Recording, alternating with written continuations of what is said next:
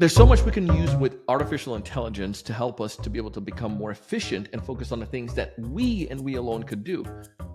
Imagine if you can use it at several critical stages of your sales process, and it's not too complicated to do, but you can actually start with it today. My guest is going to give us exactly some of those things you can do. Check it out.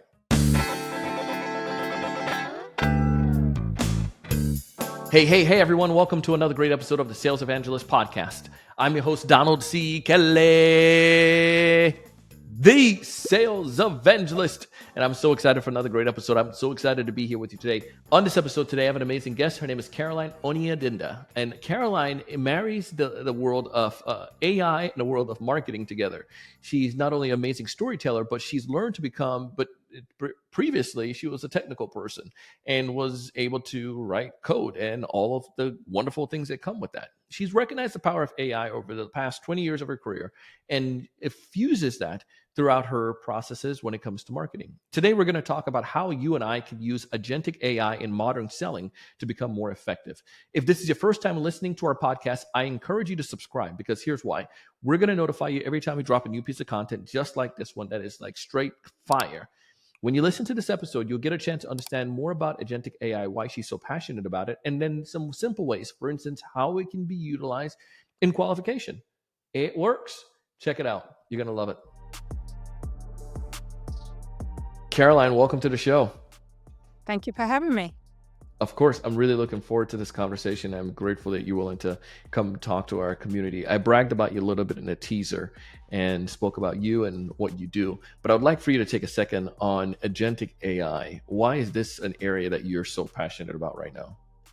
Well, it really goes back to my roots because for 20 years I was a software engineer and architect. Mm. Agentic AI really goes back to the principles of core, sound, cohesive software that's robust.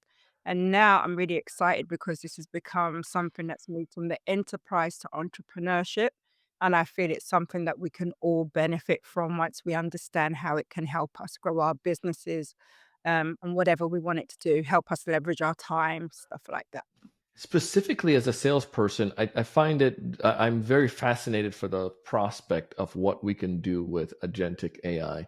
But I also feel that it's almost like sometimes, Caroline, I feel like it's a buzzword that, a lot of people throw around.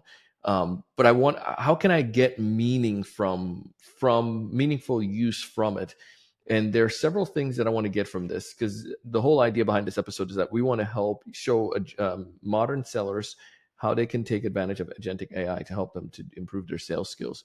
One area you shared with me before was AI can help us with pre-qualification. I want you to dumb it down. I'm a third grader. How? Okay. So, in terms of pre-qualification, usually to do that, we get people to fill out questionnaires and we analyze them, or we get them on a call and we have maybe an appointment setter who will ask questions first and then triage them and decide if they can go on to the next level to speak to someone. So we're trying to filter out tire kickers, right? Yeah. So that's the old school way that we've been doing it for years and years and years. But now with this new AI process that comes on, we can cut down time, we can cut down cost, and we can analyze to understand what pre-qualification really means. And so that we are not letting whale clients through the net because we didn't really understand their intent for what they were asking, and that we're able to do more than a particular agent could do because they only have a narrow understanding or scope of the full picture and intent of our audience, right? The different avatars that come in, because we pretend that there's only one ideal avatar, but I feel there's archetypes underneath that avatar. If we can understand them better, we're going to be able to spot somebody who's actually in market and has high intent and move them down our pipeline quickly to a conversion. So that's where AI can come in for so many different ways. How does that practical way for me? Like, again, just pretend like you're on my sales team and you're over revenue. How would you implement that now into? Well, first of all, we'd want a front end agent, right? So right now, a lot of people talk about it abstractly, but I want to go to more concrete examples. So a good example would be, for instance, say you had a home health care agency, all right? Okay. Uh, and usually their staff are out in the field. They might have somebody who's low entry answering calls, and people don't actually know what they want when they're calling. They kind of know the services, but they're going to throw lots of questions at the front end person, right? And she Yep. doesn't know when to move them down the line. So especially like mid-sized businesses, this is a big problem because they don't have big call centers. They have some staff and they've got a script that they follow. And many times what they're doing is saying, oh, let me get the CEO or let me get my boss, right? And the boss is at full capacity, he's busy. So with that, we can use AI voice agents that sit behind a phone number that somebody will call into, right? And this voice agent will converse with your lead or your potential customer to really dig deep and understand what's the next course of action for them, or pre-qualify them, or move them down the chain of command in the right direction without someone having to press all these different numbers. You know, when you have to get through the keypad and you I just hate press that. pound, pound, pound, pound, pound, trying to get past. And so we lose a lot of leakage like that, right? So if we could solve that, you'd see a big uptick in your conversions, especially if people felt they were taken care of on the front end. But don't people know that this is doesn't it sound like it's like in a computer you're talking to? No. And, for instance, because we're in AI, we're looking for every nuance of monotone. But most people who are not within this industry, which is like 97% of people, they can't tell. And even the what is out there right now is the worst it's ever gonna be, but there's Yeah. tools that you can use to clone your voice, so it has your nuance and your intonation and your excitement and your cadence to do better. So right now, a lot of people just a little bit lazy and they use the out of the box, "Hello, Jeeves," kind of, right? What is when you right now, no one wants to talk to the same person, right? So now we can start to put nuance, we can put accent, we can put a little bit of slang, a little bit of seasoning on that language, so it feels like we're talking to a real person. Okay. What software are you using for agentic pieces Okay. like this or any? There's so many tools. I hate to just say one tool and everyone thinks that's it. But Vapey is a great tool, right? Vapie, Yeah. Yeah, VAPIE, VAPI, okay? It's a great VAPI. tool, and it does voice assistance, right? So, um, it's, a cool tool, it's voice AI. There's other tools out there that, people can use. There's tools that abstract everything away, right? But because I'm a software engineer, I love to know what happens underneath the hood first Yeah, before I use yeah. another tool that's an abstraction. So let me, in a situation like this, a call comes in. I use um if and I'm just trying to think about it from a technical sense. If I'm making up, like, I don't know if Ring Central had one, but or even if I don't have Ring Central, we use Just Call internally here. So let's say we use Just Call.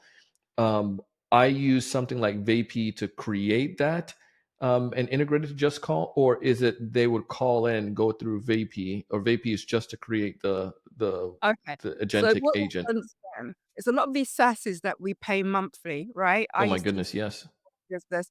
They use these tools under the hood, right? Because no one's trying to got it. deal with like JSON and, API calls and looking at the REST payload and stuff like that. So we abstract these things away and they charge us. So tools like you said, Ring Central and ManyChat and all of these things. But when we, scrape off the top layer and look underneath, most people don't want to do because they get scared. But Yeah, I'm going to talk very technically now. So a yes, tool let's go. maybe will give you it will give you a phone number that people can call, and your agent sits behind that number. Now, what you need to do is, first of all, you have to give the agent something to go on, right? So you have to tell the agent what your knowledge base is. And the thing is, how big is your knowledge? It depends, right? So for instance, if like for instance, I have a company that's a limousine, luxury limousine and concierge service. So somebody might check them out on IG, see their cars, they've been driving around these celebrities and just call curiously just to find out some more information. Now it's a small company, most of these people are on the field doing jobs, driving, right? And so they don't want to miss that opportunity. When they No. call it the VAP is the tool that is the voice assistant, right? Hmm. So it's a voice API tool. That's what it stands for. Okay.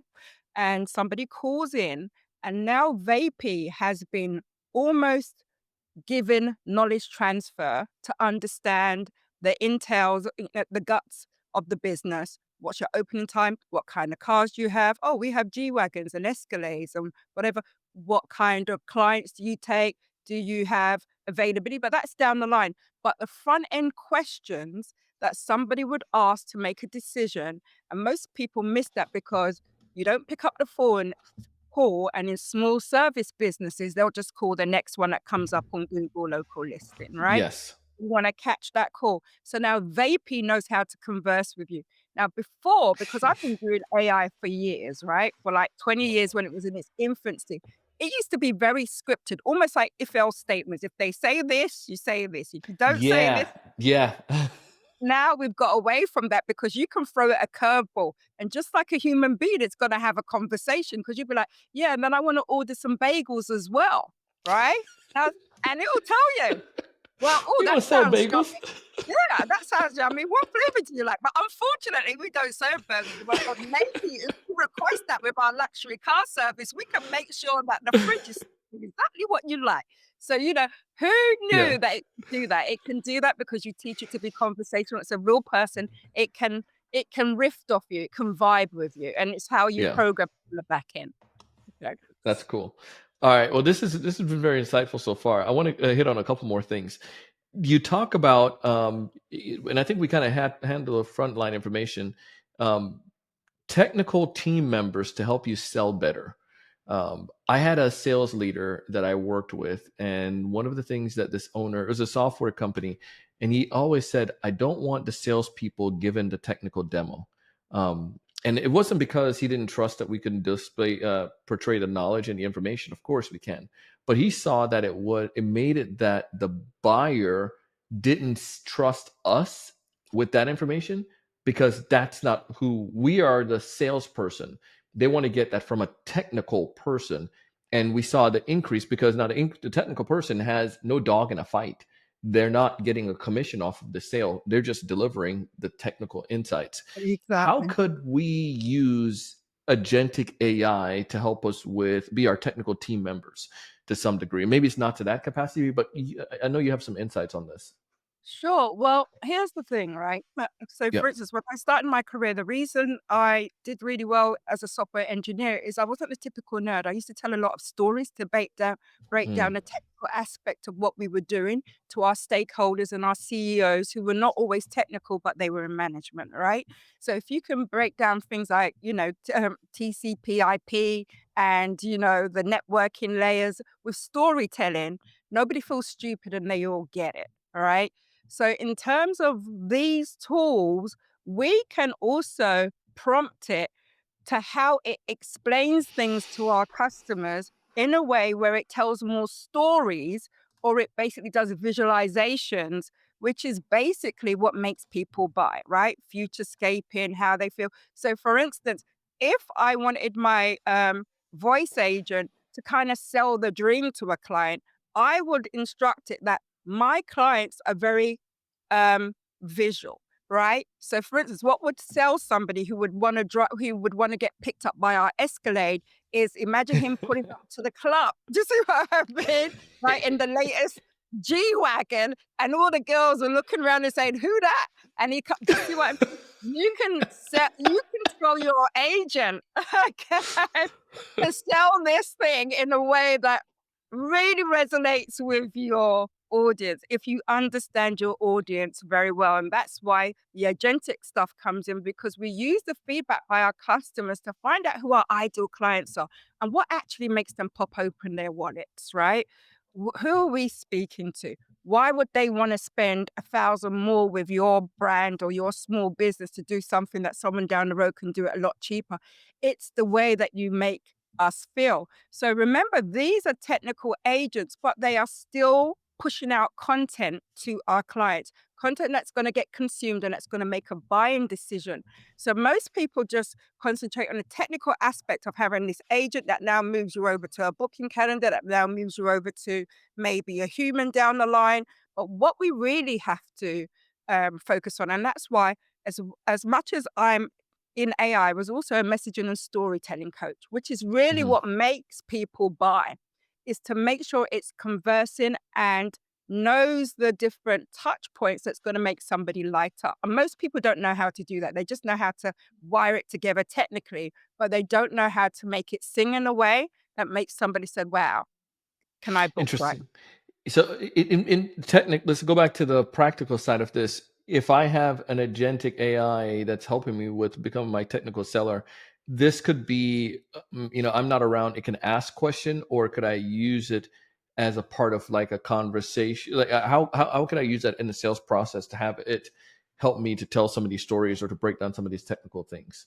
Sure. Okay. So, for instance, the front end agent could field some basic questions, but also could be programmed to ask more probing questions, right? More conversational that will now trigger the client to not be so reserved with their answers, right? So to Mm, open up more, because really when we're in the sales process, we're supposed to be listening. And based on what we hear, we cue off of that rather than following a script, right? gotcha. So therefore now you can offer upsells and you can understand what the intent of what they're asking for. Because sometimes we ask closed questions, right? Whereas I'm really looking like, why are you asking that, right? Are you pretty booked out on Saturday nights? Imagine somebody asks you that. Well, what's behind that question? Why are they asking that? Maybe we are booked out on Saturday, but what about Friday? How can I sell them Friday rather than Saturday? Well, Yeah. Friday is actually the time when XYZ happens. And that's why our best cars are available on Friday night because on Saturday, do you see how you can now look into the nuance? Now, you can only do that if you're analyzing the conversations that you're having with people and finding patterns. And that's part of it because the whole transcript of what was said can be stored and analyzed by another agent down the line. And that gives us more information to pull back into our agents to use in our sales or marketing down the line to make sure that we're covering all bases. And most people don't know because they don't know what a question really means. What's the truth that's going around in somebody's head to ask that question? Love it. Love it. So I'm getting assistance. I'm getting somebody that can be more technical. They can help to prepare the deal. It can be the front line. There's so many different ways that we were talking about how we can take advantage of Well, it can agentic send with this. invoice now and say, "Hey, you ready to book? If so, I'm going to send you an email with all the details and a summary of what we spoke about with a link to pay." And the agent sends that out. Nobody has That's to do that amazing. work, right? If I want to build an agent, though, is there a tool that you recommend I can build an agent with? Sure. So if you want a bare bones tool, if you want to get your hands dirty, I would recommend something like Vapey. If you want to if you're like a coach, just wants to abstract this stuff away and doesn't care, you've got tools Mhm. like Go High Level that do it, right? Yeah. I like to have control. So something like Vapey and then using a tool like Hook Deck, okay, and a tool like Zapier, which can do like manipulations on your text. Zapier allows you, there's a feature in Zapier called AI by Zapier that allows you to almost prompt your transcript that was given back to you. So you can do operations on the text, not on the It's LLM as a crazy. whole, just on the text to ask questions. You can extract things from the text. So for instance, if they gave you your name and their address and whatever, you could now in that tool say, here's their name and here's their zip code. Find out a competition in this zip code for what I do, right? And basically write an email saying, hey, right, this is how we do better than these three other people in the vicinity that you may have checked out, but this is why we win. Like it's based on your strategy, whatever you want to do with that. You can store some of that information in a CRM and or a database. You can see if they've called you before and say, hey, I've noticed that you've called 2 or 3 times. Or like, hey, let's really lock in. Would you? Or you can transfer them to a human, right? If you feel Hmm. that there's someone who's on the cusp of converting, they just need some, some more prompting. So there's so many different things you can do. You can book them into the calendar. You can get a payment.